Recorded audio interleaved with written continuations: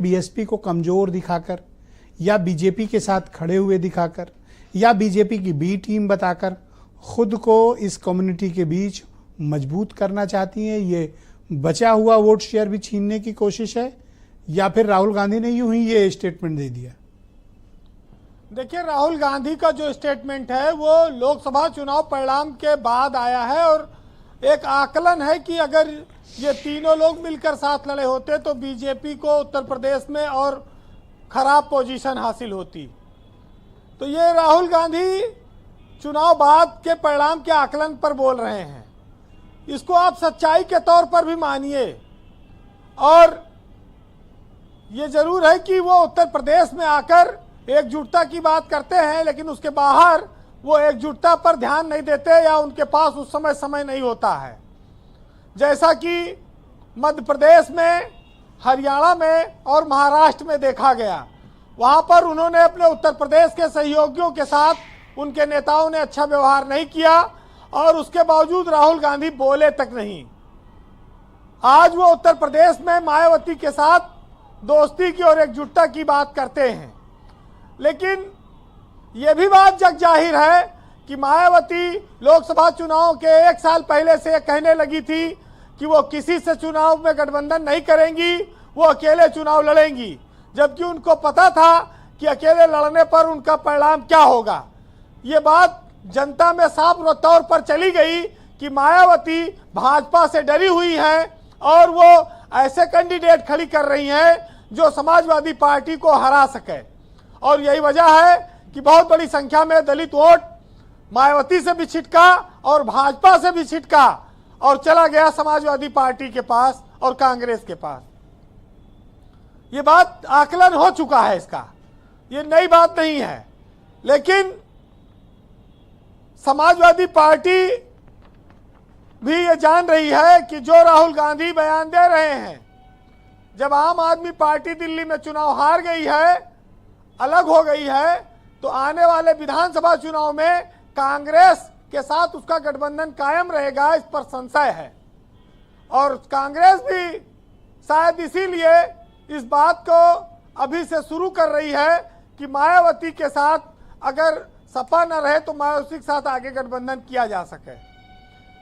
वैसे कांग्रेस में एक धड़ा है जो इस बात का बहुत बड़ा पैरोकार है कि सपा को छोड़कर मायावती के साथ गठबंधन किया जाए। ब्रजेश जी, ये बात सही है कि जब मिले मुलायम काशी राम तो हवा में उड़ गए जय श्री राम, एक बार एक नारा लगा था और उस समय इन्होंने उत्तर प्रदेश में सरकार बनाई थी और वो नारा भी एक आया था कि तिलक तराजू और तलवार इनको मारो, एमएच खान साहब बैठे हैं। और फिर मायावती ने अपने नारे को बदला और कहा कि हाथी नहीं गणेश हैं और ब्रह्मा विष्णु महेश हैं। मायावती जिस सियासत से चलकर आई थी, बाद में वो सोशल इंजीनियरिंग के सहारे सरकार बनाकर सवर्णों और दलितों का एक कॉम्बिनेशन बनाने में लगी थी। लेकिन आज की तारीख में उनकी पार्टी का जो हश्र है, उसके फैसलों के लिए वो खुद जिम्मेदार हैं।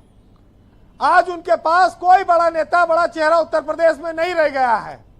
अगर सतीश मिश्रा को छोड़ दिया जाए तो अपने समधी तक को मायावती ने पार्टी से निकाल दिया और अपने भाई के बेटे को भी निकाला था, फिर बाद में वापस ले लिया।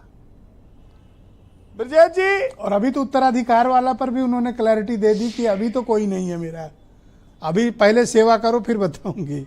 अभी तो उन्होंने स्टेटस बदल दिया। मायावती जिस रास्ते पर चल रही है, जब वहां को संपत्ति बचे तब तो कोई उत्तराधिकारी लेने आएगा, जब कुछ रही न जाए तो क्या आए लिए।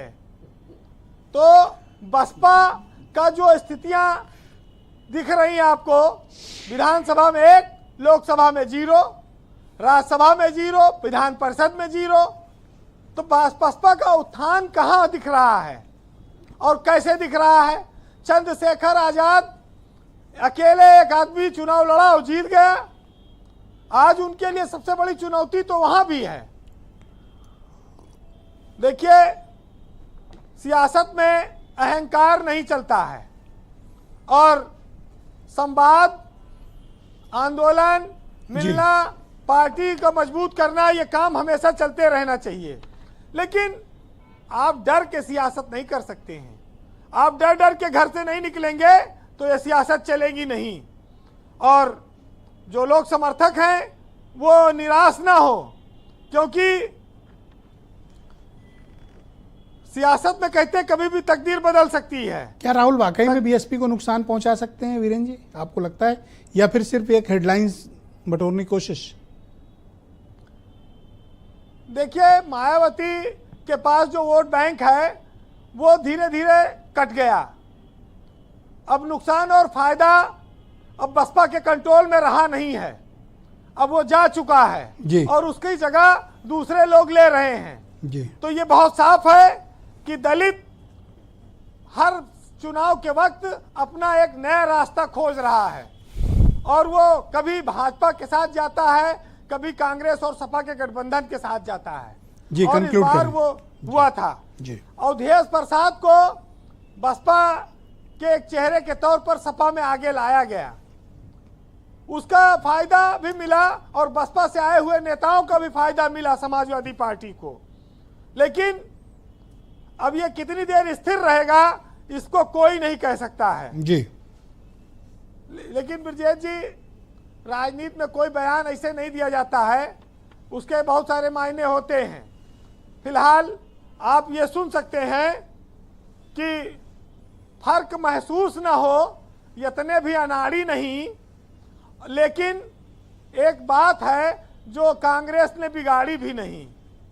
और कौन अब शोकेस में सजाकर रखेगा तुमको? अब तो तुम्हारा खरीदार कबाड़ी भी नहीं और खुश्क आंखों से देर से रखी है यहाँ, अब आने के लिए स्टेशन पर कोई गाड़ी भी नहीं।